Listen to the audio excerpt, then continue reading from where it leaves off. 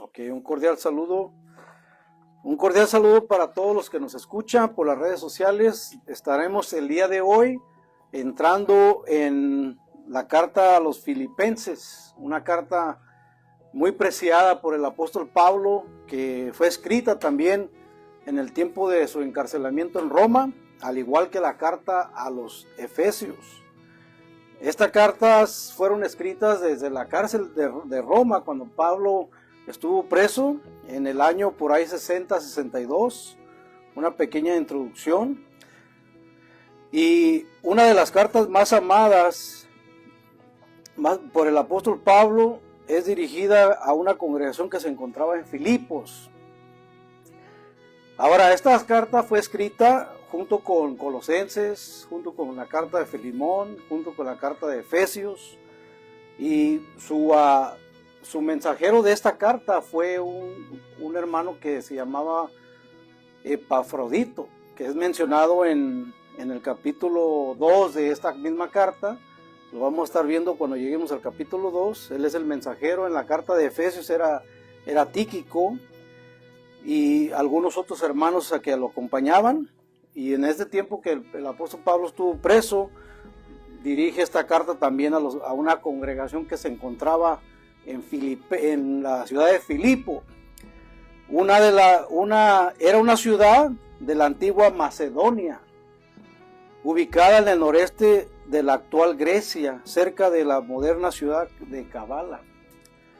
Esta ciudad fue en el segundo viaje misionero mencionado en Hechos de los Apóstoles. Creo que es el capítulo 16 donde se menciona el segundo viaje de Pablo, donde Pablo mismo es el que funda esta congregación, que era una congregación que estuvo en Filipos. Ahora, la ciudad de Filipo, sabemos que era una ciudad de la antigua Macedonia, ubicada en el noreste actual de Grecia, cerca de la moderna ciudad que se llama Kavala. La ciudad recibió su nombre de Filipo II de Macedonia, padre de Alejandro Magno, y es por eso que se le da este nombre en honor al papá de Alejandro Magno, a esta ciudad que se llama Filipo, por allá en el 356 a.C. Filipo es especialmente importante porque fue la primera ciudad de Europa donde Pablo predicó el evangelio en su segundo viaje misionero. Entonces, cuando él estuvo en este segundo viaje misionero, él funda esta pequeña congregación y se forma la iglesia, la congregación de Filipenses. Y cuando Pablo va preso a Roma es cuando escribe, por allá en el año 60-62, estas cartas, junto con la carta de Efesios, junto con la carta de Colosenses, Filemón, y esta cuarta carta que es Filipenses. Y esto es mencionado en Hechos de los Apóstoles, capítulo 16. A pesar de sus circunstancias difíciles, la carta está llena de gozo, gratitud y confianza en la soberanía de Dios. Pablo, preso, mientras estaba preso y poco antes de ser martirizado, él escribe estas cartas con tremendo gozo, con amor hacia estas congregaciones que él había fundado, de pequeñas comunidades cristianas que fueron los primeros cristianos del primer siglo. Ahora vamos a estar estudiando Filipenses del capítulo 1, empezando del versículo 1 al versículo 11. Vamos a leer vamos a leer nuestro estudio, luego vamos a ir desmenuzando versículo a versículo. El título le llamé La soberanía de Dios en su pueblo. Este es el título del tema de hoy.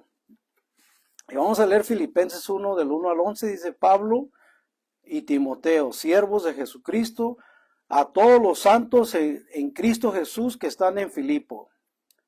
Junto con los obispos y diáconos, gracia y paz reciban ustedes de Dios, nuestro Padre, y del Señor Jesucristo. Y doy gracias a mi Dios cada vez que me acuerdo de ustedes. En todas mis oraciones siempre ruego con gozo por todos ustedes, por su comunión en el Evangelio. Desde el primer día hasta ahora estoy persuadido de que lo que comenzó en ustedes la buena obra la perfeccionará hasta el día de Jesucristo. Es justo que yo sienta esto por ustedes, por todos ustedes, porque los llevo en el corazón, tanto en mis prisiones como en la defensa y confirmación del Evangelio. Todos ustedes participan conmigo de la gracia, porque Dios me es testigo de cuánto los amo a todos ustedes con el entrañable amor de Jesucristo. Y esto le pido en oración, que el amor de ustedes abunde aún más y más en ciencia y en todo conocimiento, para que aprueben lo mejor, a fin de que sean sinceros e irreprensibles para el día de Cristo, llenos de los frutos de justicia que vienen por medio de Jesucristo para la gloria y alabanza de Dios. Preciosas palabras.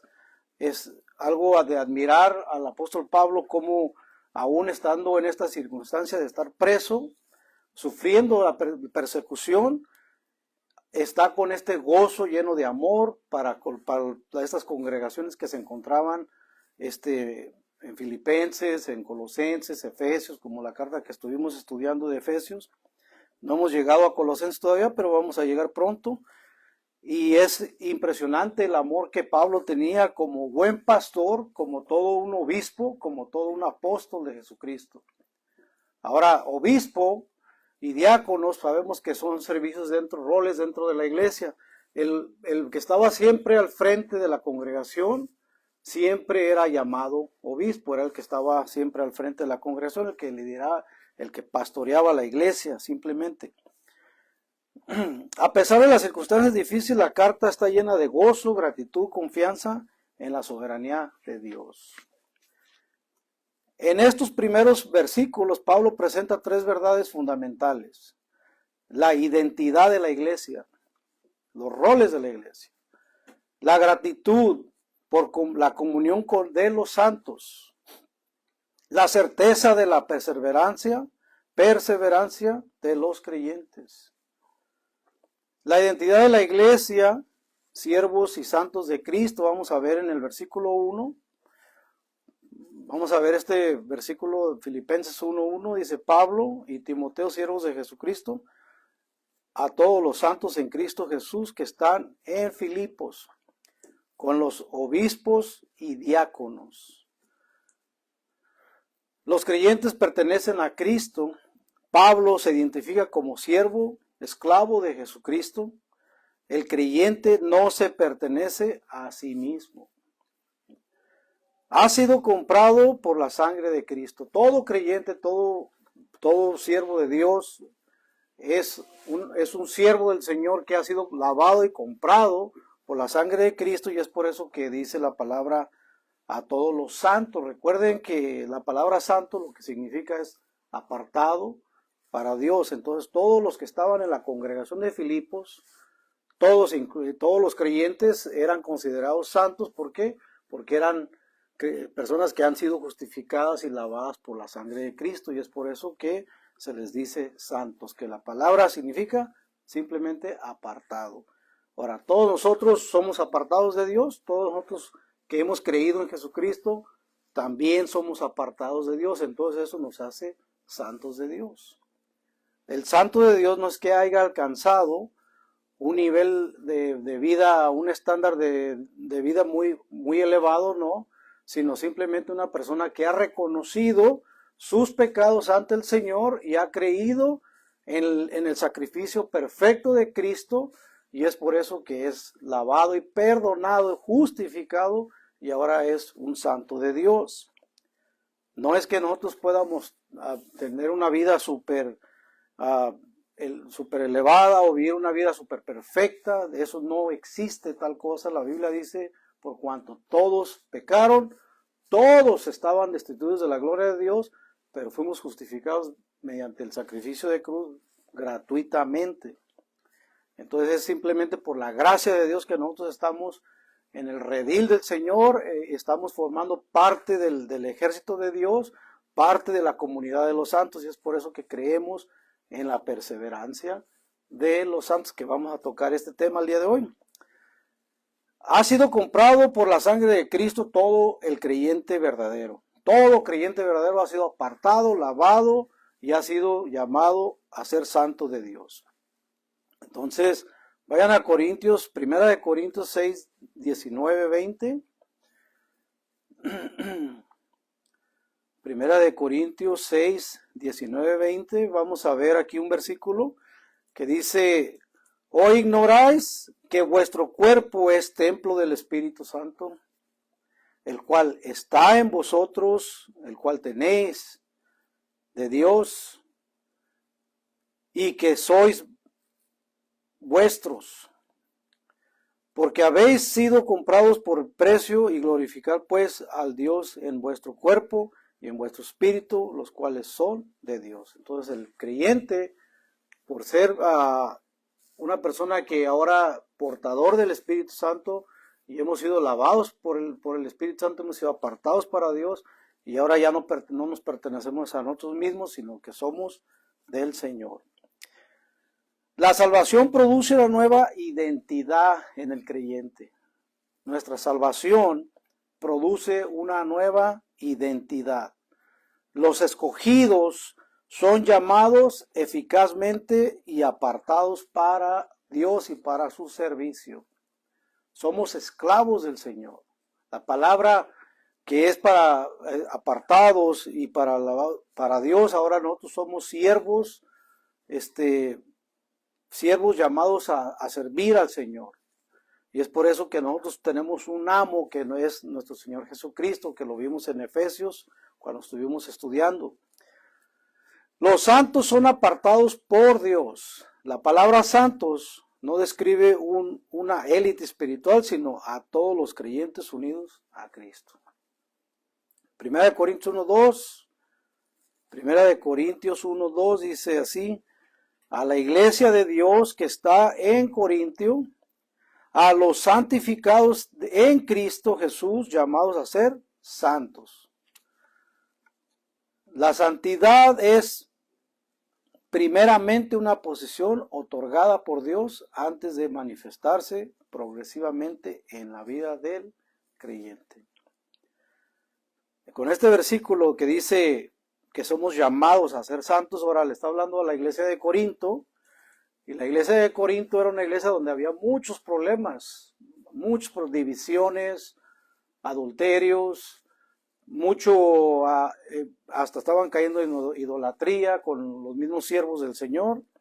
Entonces, la iglesia de Dios que está en Corinto, dice Pablo, a los santificados en Cristo Jesús, llamados a ser santos. Y eran una iglesia que tenía muchos problemas, que Pablo prácticamente lloraba por esta iglesia. ¿Por qué? Porque no vivían una vida que era digna, donde se estaba hasta perdiendo el amor primero. Y es por eso que Pablo aún así les llama santos a estas personas, a los hermanos que estaban allí, que estaban llamados a ser santos y vivir una vida en rectitud. La comunión de los santos produce gratitud y gozo. La comunión de los santos produce gratitud y gozo. Vamos a leer el 3 y el 5. El 3 y el 5 de nuestro estudio de Filipenses, de 1:3 al 5, dice: doy gracias a mi Dios, dice así: doy gracias a mi Dios cada vez que me acuerdo de ustedes. En todas mis oraciones siempre ruego con gozo por todos ustedes, por su comunión en el Evangelio, desde el primer día hasta ahora. Vea lo que dice: la verdadera comunión se encuentra en el Evangelio. La verdadera comunión nuestra se encuentra por medio del Evangelio de Cristo. Así que es importante que cada miembro de esta iglesia y de todo lo que se llama iglesia debe entender el Evangelio de Jesucristo. Porque si no comprende el Evangelio de Jesucristo, no puede formar parte de la iglesia. Puede estar formando parte de la iglesia militante, pero la iglesia de Jesucristo verdaderamente son todos aquellos que han sido sellados por el Espíritu Santo.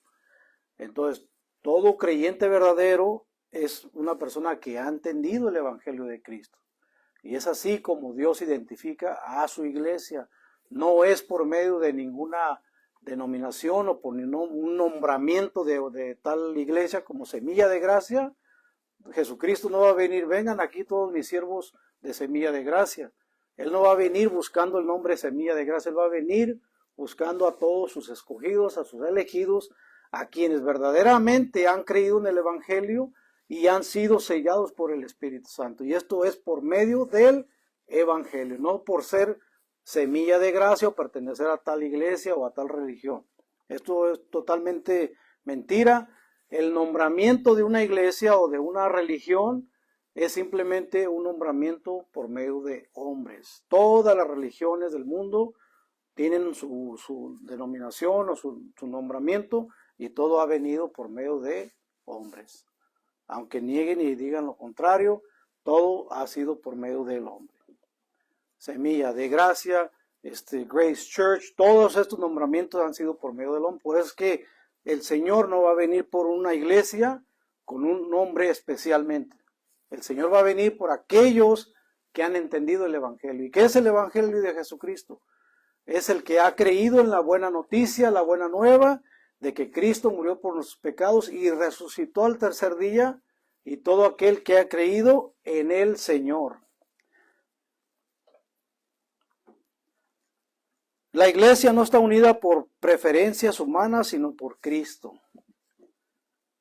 Sino por Cristo. Hechos 2:42. Hechos 2:42.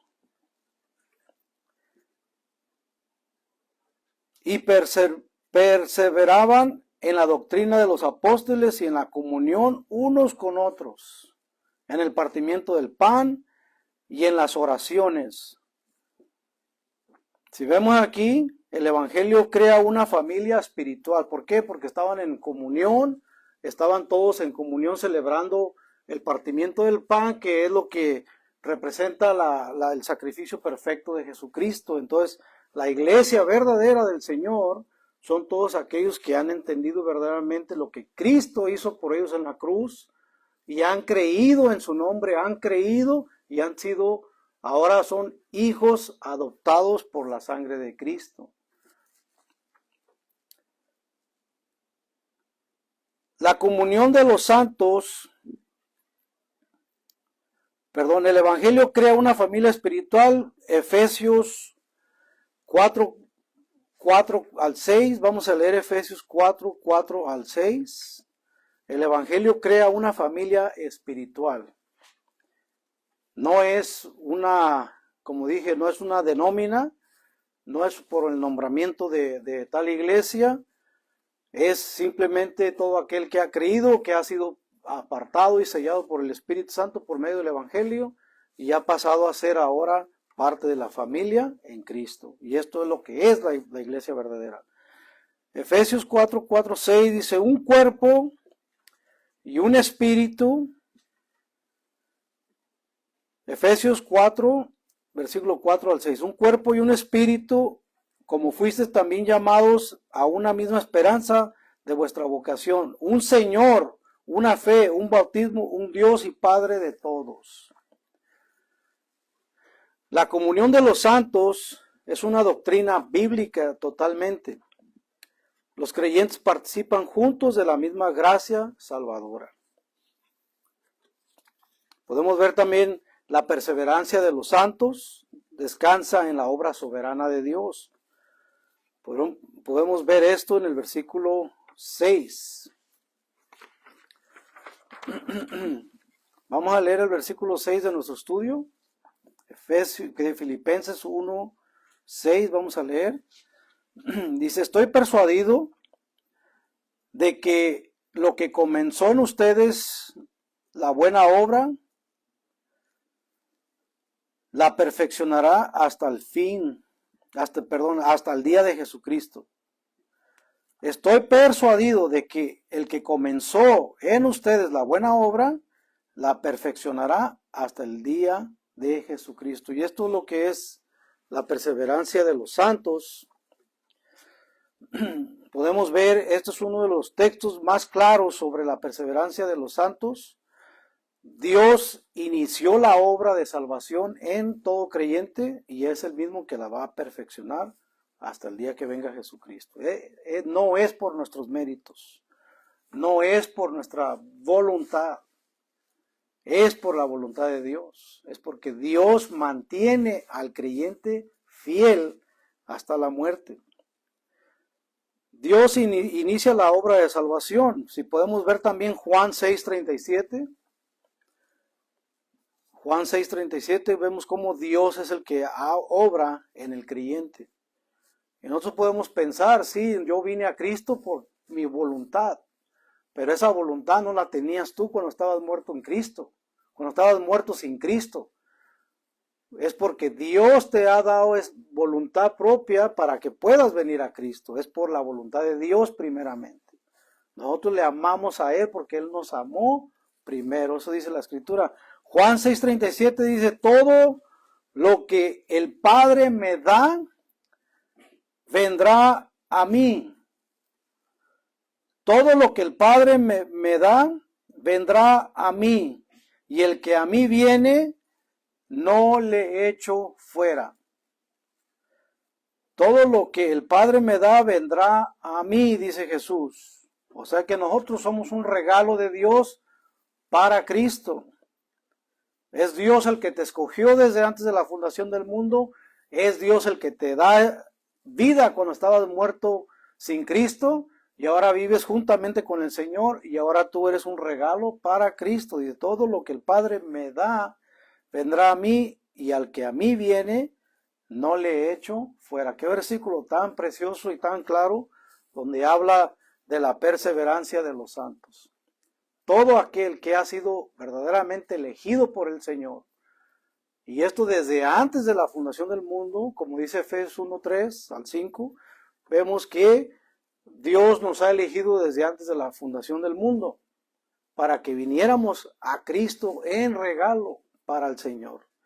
Y esto es lo que nos da a nosotros nuestra salvación. Nos concede Dios el arrepentimiento, nos concede Dios la fe, porque es un don de Dios también, ya lo hemos visto en Efesios, y es por eso que todo lo que el Padre le da a Cristo, vendrá a Él, y Él no nos echa fuera, el que viene a Él. Juan 6:44, Juan 6:44. Aquí podemos ver que no es por nuestra voluntad propia, no es porque tú escogiste por Cristo, porque tú te creas muy sabio, muy bueno. No es por tu propia voluntad. Juan 6:44 dice, ninguno puede venir a mí si el Padre que me envió no lo trajere. Entonces es necesario que el Padre sea el que te dé la voluntad para que puedas venir a Cristo.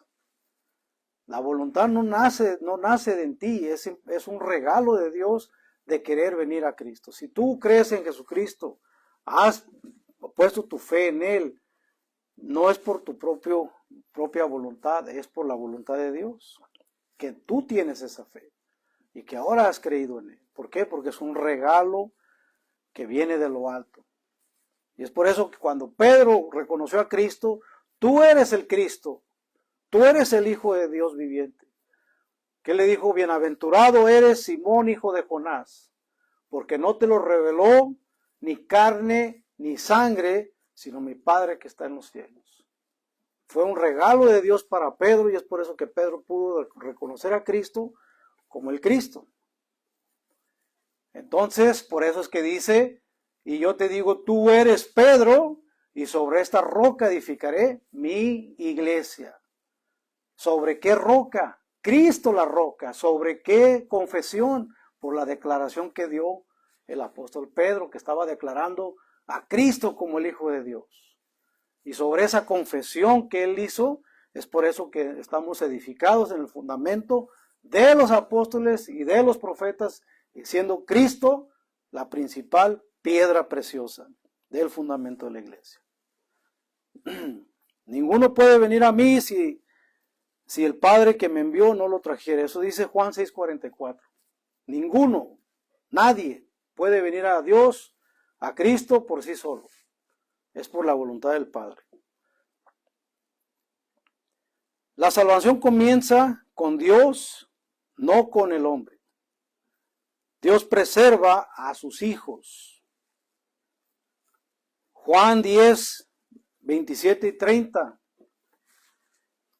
Juan 10, 27 y 30, un versículo precioso también que Cristo, cuando se refiere a sus ovejas, Jesucristo le dice a los fariseos, ustedes no creen en mí porque ustedes no son de mis ovejas. Estaban rechazando a Cristo. Y el Señor les dice, ustedes no creen en mí porque ustedes no son de mis ovejas. Y miren lo que dice Jesucristo en el 10, 27 y 30, poquito después de lo que dije. Mis ovejas oyen mi voz y yo las conozco y me siguen. Yo les doy vida eterna y no perecerán jamás. Ni nadie las arrebatará de mi mano. Mi Padre que me las dio, otra vez, mi Padre que me las dio, es mayor que todos y nadie las puede arrebatar de la mano de mi Padre, dice Jesucristo. Luego en el 30 dice, yo y el Padre uno somos. Por eso es que nosotros creemos en la Trinidad de Dios. Porque tanto el Padre, el Hijo y el Espíritu Santo en esencia son uno, pero son tres personas. Y es por eso que nosotros creemos en la Trinidad de Dios.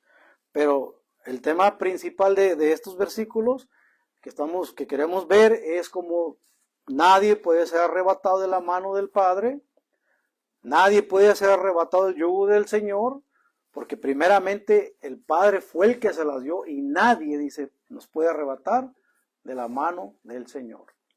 Hay una seguridad de salvación para todo el que ha creído, porque Dios no se equivoca cuando elige a una persona para salvación. A todo aquel que Dios predestinó, a todo aquel que Dios lo eligió desde antes de la fundación del mundo, fue para que viniera eficazmente con esta seguridad a Cristo Jesús. No fue una posibilidad. No fue algo que tal vez pudiéramos alcanzar, no, es una seguridad de salvación. Y es por eso que nosotros nunca podremos separarnos del yugo de la mano del Señor. Hay una seguridad para el verdadero creyente, para el que está verdaderamente en Cristo, el que ha creído verdaderamente en la muerte y la resurrección del Señor y que Él es el Señor y el Hijo de Dios. Dios completará su obra. Dios completará su obra totalmente. Como dice aquí en Filipenses, el que inició la obra en ustedes, Él la perfeccionará.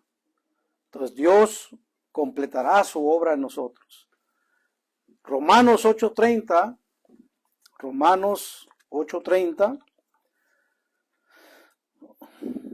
otro versículo precioso. Romanos 8:30 dice así, y a los que predestinó, a estos también llamó, y a los que llamó, a estos también justificó, y a los que justificó, a estos también glorificó. Vean qué preciosos, a los que predestinó primero, a esos también llamó, a los que llamó, a esos también los justificó, por medio de la sangre de Cristo. Algo tan hermoso, y es por eso que el que ha creído verdaderamente en Cristo ha sido justificado y lavado y apartado para el Señor. Llamados a ser santos de Dios. Y es por eso que habla la Escritura, que somos santos y escogidos por el Señor.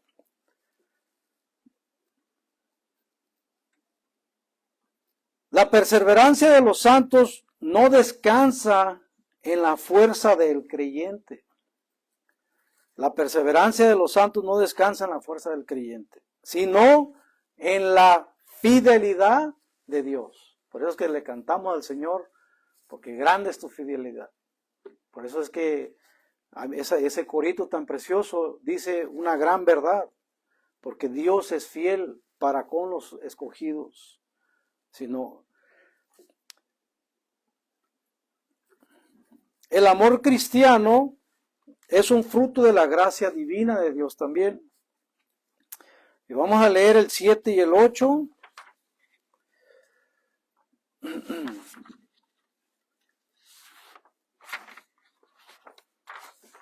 Vamos a leer Filipenses del 7 y del 8. 1, 7 y 8 dice: es justo que yo sienta esto por todos ustedes, porque los llevo en el corazón, tanto en mis prisiones como en la defensa y la confirmación del Evangelio. Todos ustedes participan conmigo de la gracia, porque Dios me es testigo de cuánto los amo a todos ustedes, con el entrañable amor de Jesucristo. Vean esta pasión del apóstol Pablo, como todo un buen pastor, como todo un apóstol, escribiéndole a los hermanos que estaban en Filipo, cómo les declara este amor tan grande que sentía por medio del Evangelio. Algo tan hermoso y de admirar del apóstol Pablo, estando él en prisión, cerca de su ejecución. Y él todavía con esta pasión llevando el Evangelio para los hermanos que estaban en Cristo. Por eso es que dentro de la iglesia lo que debe haber entre los hermanos es este mismo sentir, este mismo pensar del apóstol Pablo.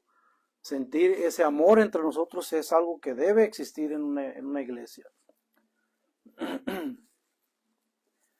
El amor de Cristo debe reflejar entre los creyentes. El amor de Cristo siempre debe de reflejar entre los creyentes. Aunque unos a veces somos rebeldes, pero ese amor debe de reflejarse entre los creyentes en Cristo Jesús.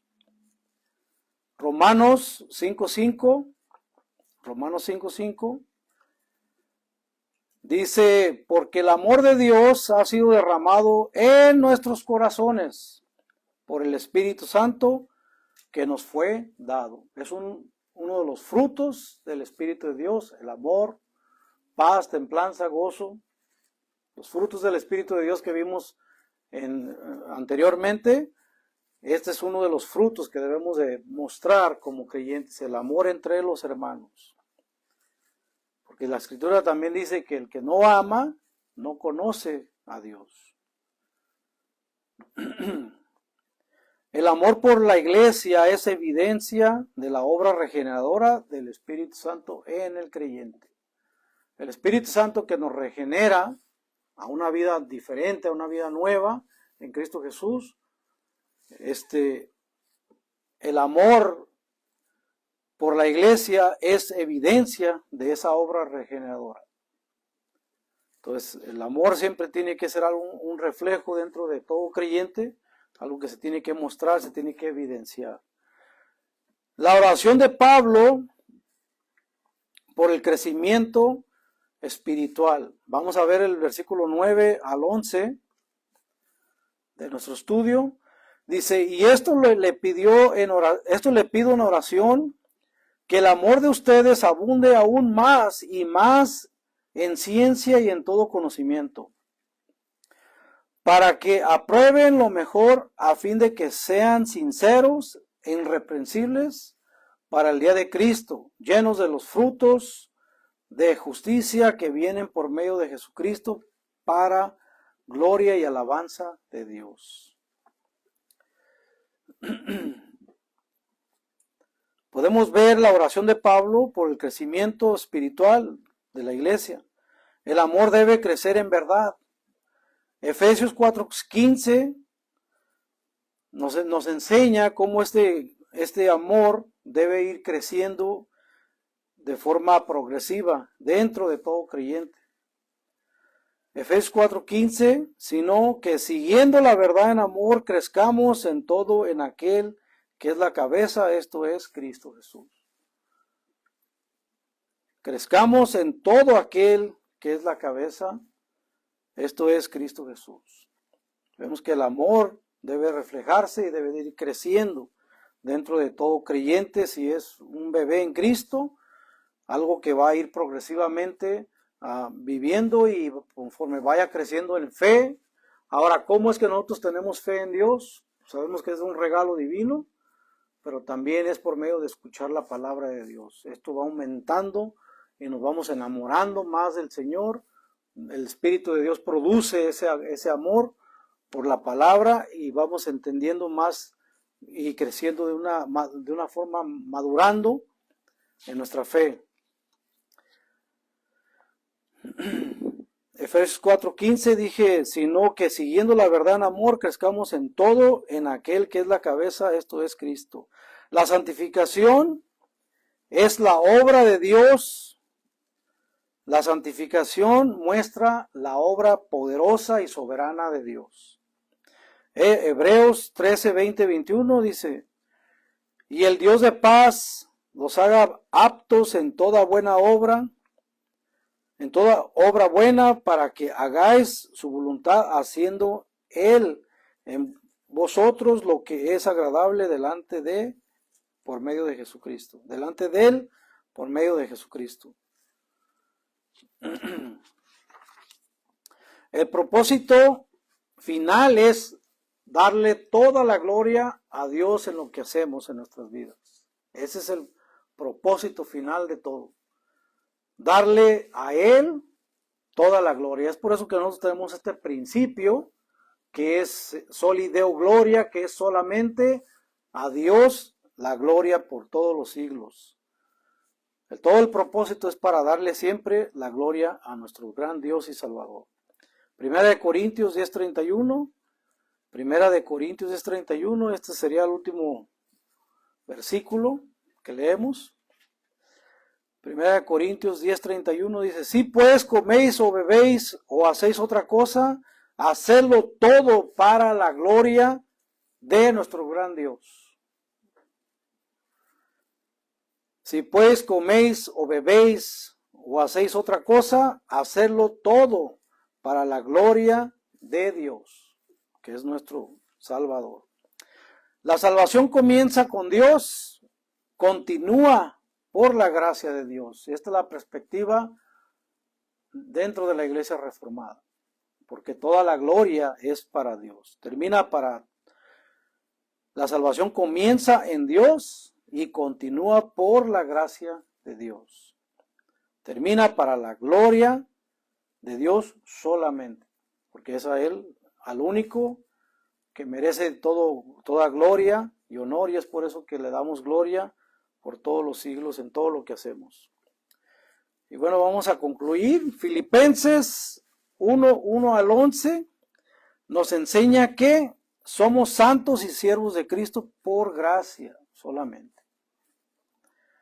La comunión verdadera se fundamenta en el Evangelio. Una iglesia centrada en el Evangelio de Cristo. Dios preserva a todos los que salva. A todo aquel que Él salva, Él también lo mantiene en su salvación firme hasta el último día. El amor cristiano es fruto de la regeneración, la obra soberana de Dios que Dios hace en cada creyente. La santificación tiene como propósito la gloria de Dios. Todo aquel que ha sido llamado a ser santo, el propósito es para darle toda la gloria y la honra a nuestro gran Dios y Salvador. La seguridad del creyente está en el que Él mismo, Dios, que comenzó la obra de salvación, la llevará a su consumación perfecta en Cristo Jesús. Y con esto terminamos. A Él sea toda la gloria. Señor, te damos toda la gloria a ti, Padre, en el nombre precioso de Jesucristo. Señor, gracias por tu palabra que es enriquecedora. Gracias, Señor, por estas palabras tan preciosas, Señor, del apóstol Pablo, que muestra ese grande amor, refleja a tu Espíritu Santo, cómo ha sido el apóstol Pablo guiado por él, Señor, y vemos cómo él muestra estos frutos tan preciosos que vienen de ti, Señor, y Padre, que cada uno de nosotros podamos servirte de igual manera, que podamos también, Señor, con esa misma pasión llevar tu evangelio, tu mensaje de salvación para todos los que crean en su nombre, Señor. En el nombre de Jesús, te pido, Padre, que nos bendigas a todos nosotros como congregación. Bendice también a los que nos escuchan por las redes sociales. Padre, que la gloria tuya pueda manifestarse en la vida de todos nosotros, Señor, dándote a ti la gloria y la honra. En el nombre precioso de Jesucristo, sea para ti siempre y por todos los siglos, la gloria por siempre, Señor, para ti. Amén.